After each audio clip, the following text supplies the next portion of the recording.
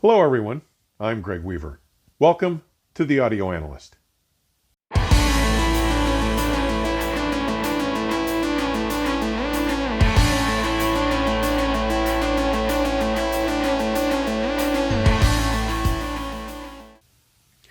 This will be the first of a series of reports recorded at the 2023 Pacific Audio Fest, held in Seattle, June 23rd through the 25th.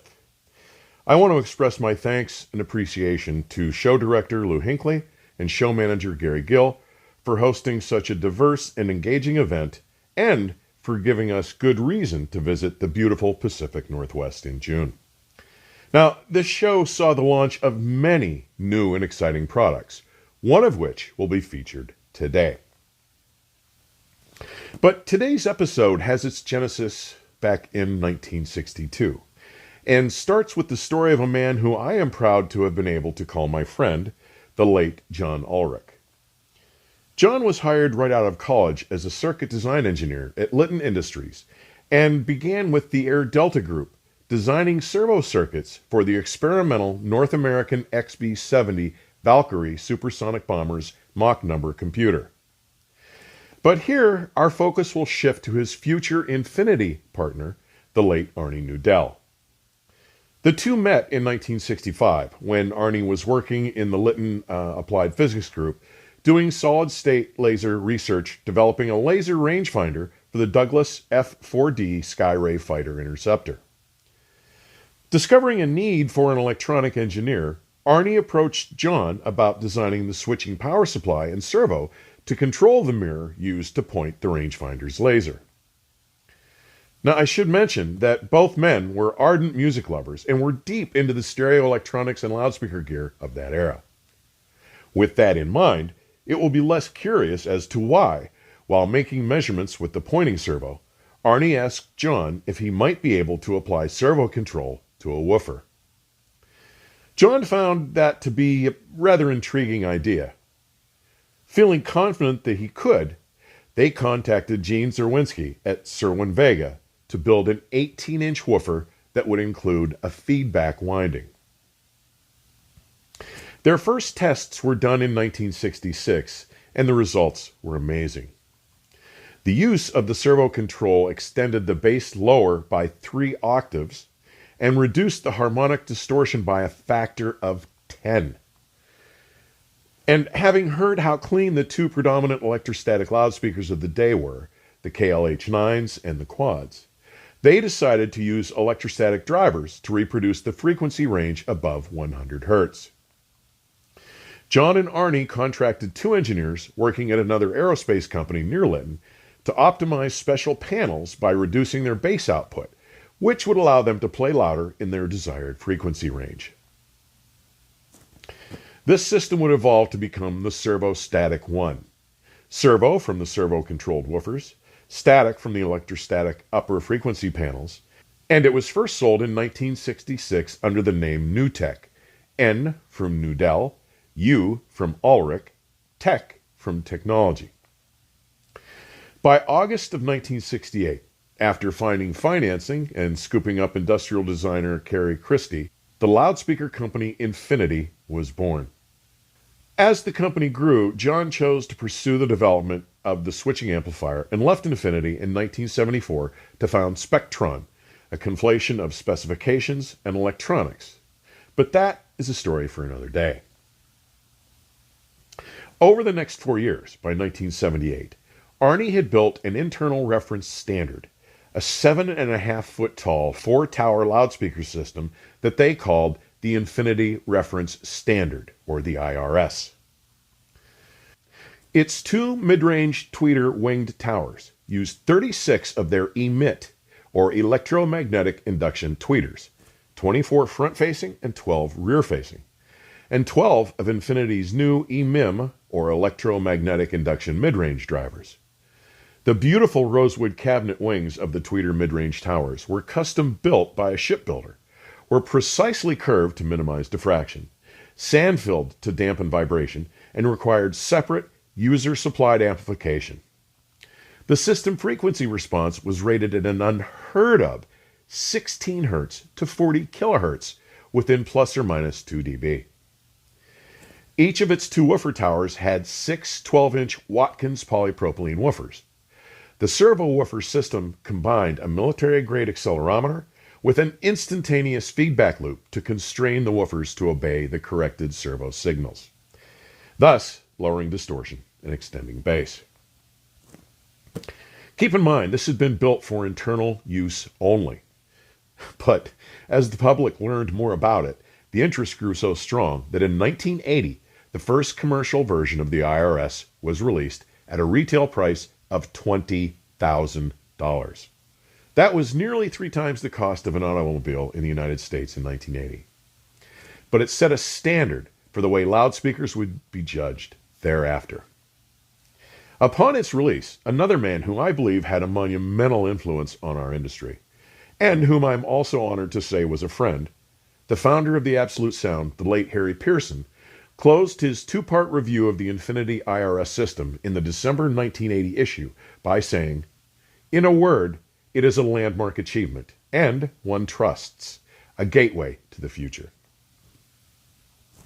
The next few years brought some iterational changes: the revised IRS, the Series II, the Series III, and while there was no Series IV, 1988 brought the release of the IRS Series V, leveraging the newer bass driver from the Kappa series, and included its own 1500 watt per channel servo bass amplification system. But by 2002, Infinity was struggling in the marketplace, and Gary Koh stepped in and purchased the company and the rights to its products, and Genesis Technologies was born, with Arnie Nudell remaining as a consulting designer. 2003 saw the release of the Genesis I, which featured Arnie Nudell's Genesis replacement for the IRS, with 26 Genesis ribbon tweeters, a single 60-inch Carver ribbon midrange, and 6 poly Kevlar aluminum woofers per side. The Genesis 1.1 was introduced in 1998, featuring new ribbed aluminum woofers, the new B&G 75-inch ribbon, and came with the G3000 servo bass amplifier.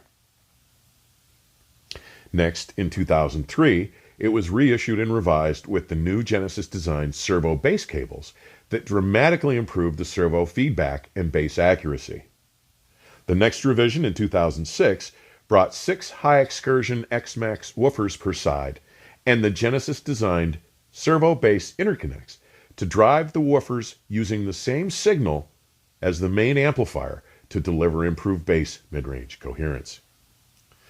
The Genesis 1.2 was introduced in 1998, featuring a new cabinet construction, 6 high-excursion X-Max woofers per side, including the new Genesis-designed and Genesis-built servo-controlled amplifier, or SCAMP, with its Dynamic Power Delivery System, or DPDS, for faster bass and improved coherence in the mid-range. The Dragon revision in 2012 added 6 servo woofers per side, resulting in 12 per channel, or 24 woofers in total, saw the use of the improved Genesis ring ribbon tweeter, silver Teflon internal wiring, upgrades to the SCAMP, and included upgrades to the cabinets and crossovers. 2015's Prime iteration saw further improvements to the crossover, an improved 75-inch mid-range ribbon, upgrades to the DPDS in the SCAMP Series II amplifier, and significant additional structural improvements. 2017 brought the newly redesigned Genesis 75-inch mid-range driver, the 3rd generation DPDS, constant velocity infrasonic filtering in the servo feedback circuit, and implemented a carbon fiber constrained layer sandwich in the woofer cabinet. Today, I'm happy to share the conversation I had at the 2nd Pacific Audio Fest in Seattle with Genesis Advanced Technologies founder Gary Koh, the designer of the 10th generation of the IRS, and introduce you to 2023's Prime Plus.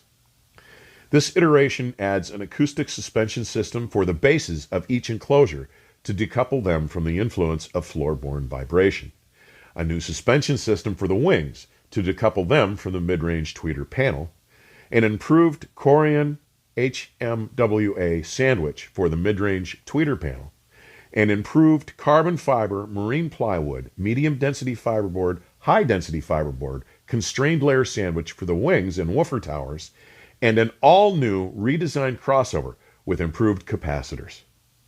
Here is that conversation. Welcome, everybody. Today we're shooting at the Pacific Audio Fest, the second annual one in Seattle, Washington.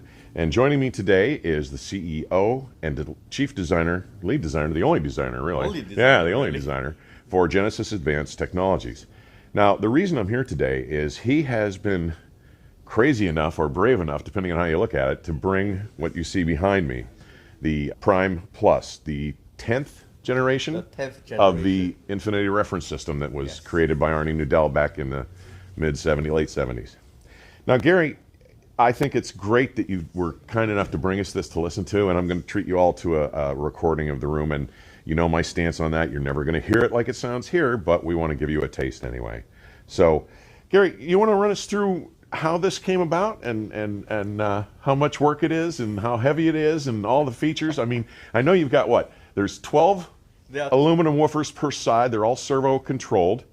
You've got 26 tweeters per side, 6 on the back with a different crossover than the ones on the front. A 6-foot planar dynamic ribbon, whatever. I mean, people call it a ribbon. Ribbon. So I'll shut up. Tell me about this, buddy. So this particular pair has been in development for 2.5 years. Okay. Because you can measure, you can calculate the crossovers, but they never sound musical. They never sound right. So a lot of the work is actually running through how it sounds, adjusting the crossovers by a hertz this way, 1 hertz the other way.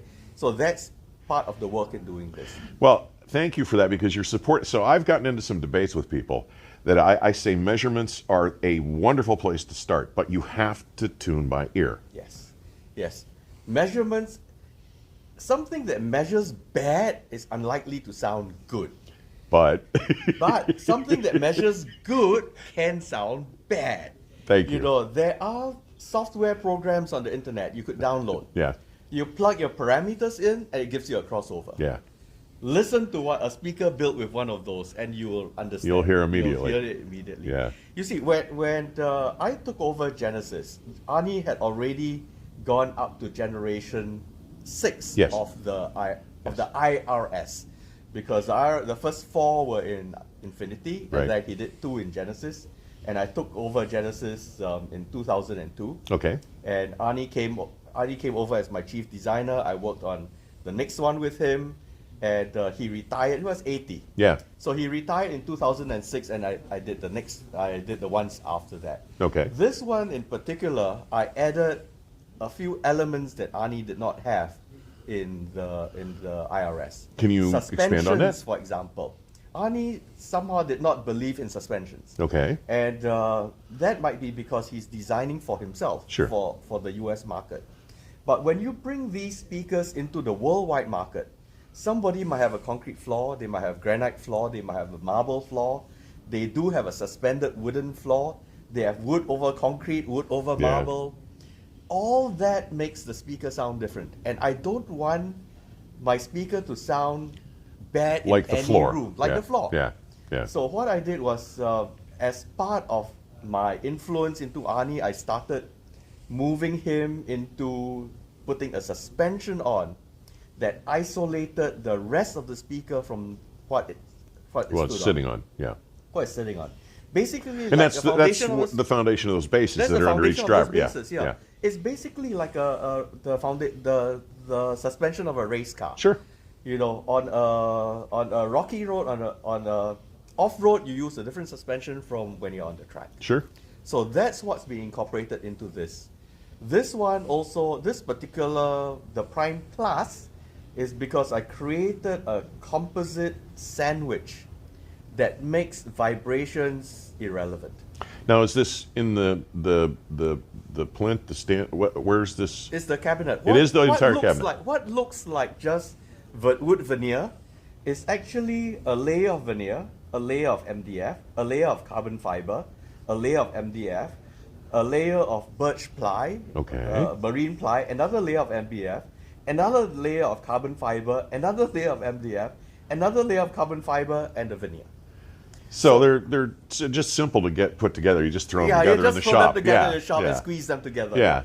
But to get them perfect, you need vacuum Sure. presses Yeah. Oh, yeah. and everything. I was being facetious. Yeah, obviously. Yeah. So there's a lot of technology you do not see. It's Sure. not obvious in something like this. Yeah. The wings, for example, if with the IRS, the wings, when the wings get vibrated by lots of bass, Sure. the mid-range and the tweeter vibrates. But what I did on these was I suspended the wings from the panel that holds the mid-range and tweeter. So the mid-range and tweeter is a layer of corian, actually 1.5 inches of corian, 2 layers of carbon fiber and 2 layers of HMWA, which is high molecular weight acrylic. Wow. And that damps all vibrations incoming. Wow. And the suspension, the clear lines on the 2 sides are not just cosmetic. They are suspensions to suspend the wing from the gross vibrations coming in. Very cool. So a lot of what I've been doing is basically to extend the legacy of Arnie. Arnie passed away. Yeah. And in my mind, Arnie was the best loudspeaker in history. Other loudspeaker designers are great, but they did not invent new technologies. Yeah. The servo control, Arnie basically invented that at Lytton. Yeah. You know, as weapons targeting. Yeah. Well, John, those two guys work together. Well, you heard the introduction. I'll let it go. Yeah. Yeah. Yeah. They did some crazy work back at Lytton. They did some crazy work and they did some very innovative. Yeah. But I came from not knowing how to design. And I'm smart enough to know that I'm not the smartest person in the world. So my history has been in IT. Yeah. And in IT, I'm always looking for a smarter person to tell me the better way of doing things. And that's what I have applied to all of this. I did not reinvent anything Arnie did. I just made it better by using technology, other engineers. For example, you know, I wouldn't develop a discrete transistorized amplifier because I know other people who could do it better. Sure, absolutely. So I buy it from them. Absolutely. Or I buy a module that's better. Yeah. Or I buy an op amp that Burr Brown spent $7.5 million in the 80s developing and use it for this. Why reinvent the wheel? Why reinvent the wheel? Yeah. So run us through. So the driver array is amazing. Obviously, you need a pretty good sized room to put this in. But run us through, because the system itself includes the 4 panels, not the stands. What do you call them? The bases they go on. The crossovers, all the controlling stuff. Go ahead and run us through some of that a little bit. So starting from the bass. Yeah. The bass is the foundation of music. So to me, the bass is one of the most important things to get accurate. And one of my arguments with Arnie just before he retired was, why only put woofers on the front? He said, well, it'll quadruple the cost because not only put woofers on the back, but you have to double the power of the amplifiers and everything. Yeah. And Arnie was the one who told me that, look, even though it's 7 feet tall, it is a point source because a bass wavelength is 32 feet. Well, yeah, I mean, lower is even longer. Lower is even longer. Yeah, I mean. Yeah, so to be able to have a line source bass, you need a 32-foot tower, which nobody will buy. No. So what I did after he retired was, for the Dragon, I put 6 more woofers in the back. Not for more bass, but better control. Bass. Well, when they're opposing, that cabinet stays still. When they're going the same way, the cabinet's rocking. Yeah. You know, and at that time, everything was built using MDF. Yeah. So I moved to this sandwich. So the bass drivers are heavy enough that when they move like that, the bass will the MDF, 1.5 inches of MDF will flex. Sure. So what I had to do was develop this sandwich. So there are 12 bass drivers in each. Each pair is in a cavity on its own. Okay. They are push. So they are in phase and they are run in parallel. Okay. So we are talking about a 2 ohm load per amplifier. So each bass tower has got 6 channels, 1,000 watts each of bass. And that comes with a 2 kilowatt transformer each, which is why we have such big black heavy boxes outside. And you'll be seeing pictures underneath during this. Now, I'm sure that with the addition with using servo control and these technologies, you have to have seen huge improvements in pitch definition, bloat. I mean, when a speaker that big under power tries to stop moving, and that's where the servo control comes in. Yes. Yes. The biggest change I made when I took over Genesis was I hired Arnie as the chief designer, and I went to Arnie and told him that, Arnie, I can't dance the rumba with your speakers because the rhythm was just slightly behind, off. Slightly behind, yeah. Everybody tells, everybody knows Genesis has got wonderful bass, Infinity has a wonderful bass, but the bass is slightly behind, a little behind. A little off. And the reason was that all self-powered woofers, I would say all, except Rel also does the same thing. Okay. But all self-powered woofers have the woofers powered by the preamp and the mid-range powered by the main amplifier. Okay. Which means that there's a shorter path going to the mid-range, to the bass, than there is to the panel. So it's a different path. Sure. Which means that if you change the amplifier, you change your power amp. Let's say you go from a solid state amp to a tube amp, the bass sound doesn't change because it's still powered by the preamp. So there's this incoherence between bass and mid-range. And that's how you address that. And I address that by creating this little circuit that allows Arnie's bass amp to be driven by the output of the main power amplifier. Interesting. That's great. And so for all the old Genesis owners who own the old Genesis speakers and the old Infinity speakers, I sell a wire with a circuit built into the cable that allows you to do this. And I sell it practically at cost. Excellent. Because what I want to do is support all the old customers.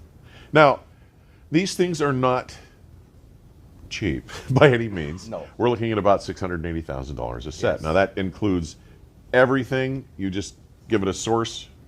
You give it your own power amp. You give it your own flavor of amplifier. And that's just for the mids and tweeters. Only for the mids and tweeters. Yeah. And because you want a flavor. Sure. So for the mids and tweeters, they don't take much power. It's all linear because they are all ribbons. And I've run this with a Viva Audio 12-watt SET power amplifier. Oh, wow. And you get huge dynamics out of this. Yeah. Because all the heavy lifting is done in the bass. Right. It's Sure. done already in the bass. Actually redesigned everything. Arnie invented the emit and the emim. Yeah, I remember those. Yeah. And then he used the Carver ribbon invented by Bob Carver. Then he used the B&G ribbon by Bolender and Greitner. I remember Tom Bolender and David Greitner.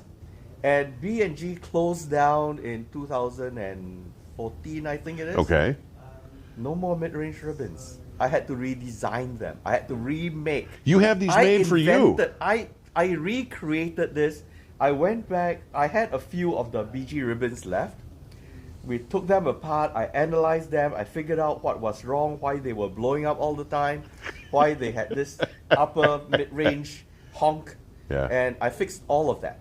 And so these ribbons look alike.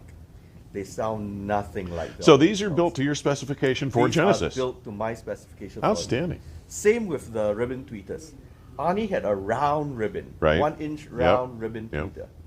I reconfigured the fringe feel of the magnet, the way the structure is and the film, and turned it into a ringed radiator. So it had much better radiation. Better dispersion much wider dispersion, and because there was less moving mass, a higher top end. Outstanding. So Gary, I can't thank you enough, buddy. Thank you. Listen, we're gonna play these beasties for you. Gary's gonna pick some music that he likes that shows him off. Yes. Yes, I all my design is music based. Sure. Because I'm a music lover, not a gear lover. I hated gear. Yeah. So I'm a music lover. So these speakers show you unlimited dynamics because they are so big. Yeah. But what's more important than unlimited dynamics to me is the engagement you have with the singers.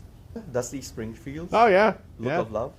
And it shows how much engagement you can get with her when she's singing. Okay. Stand by, guys. This is up next. Gary, thanks so much for your time, buddy. It's always a pleasure chatting with you, pal. Pleasure. All right, here we go, guys. The look of love is in your eyes. A look your smile can't disguise. The look of love, it's saying so much more than just words could ever say. And what my heart has heard, well, it takes my breath away. I can hardly wait to hold you, feel my arms around you. How long I have waited just to love you.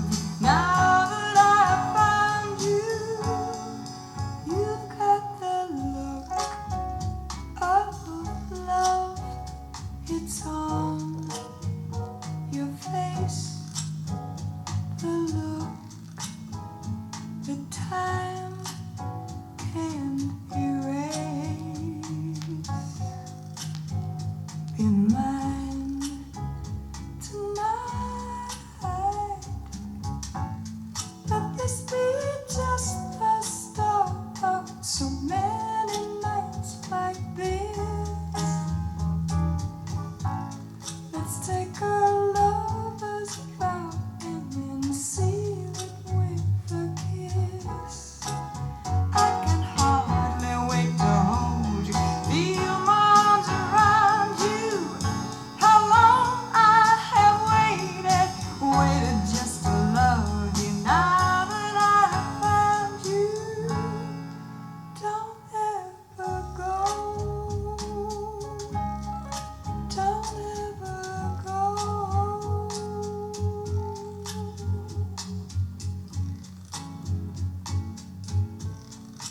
I love you so.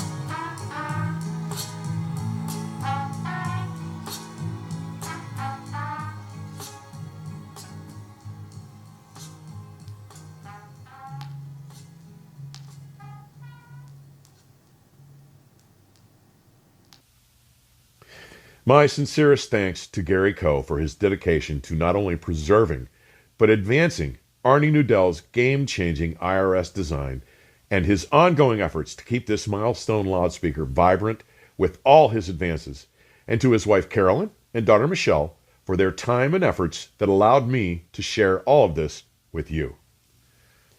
We hope you enjoyed watching this remarkable historical audio journey as much as we did making it. Thanks for taking time to drop by.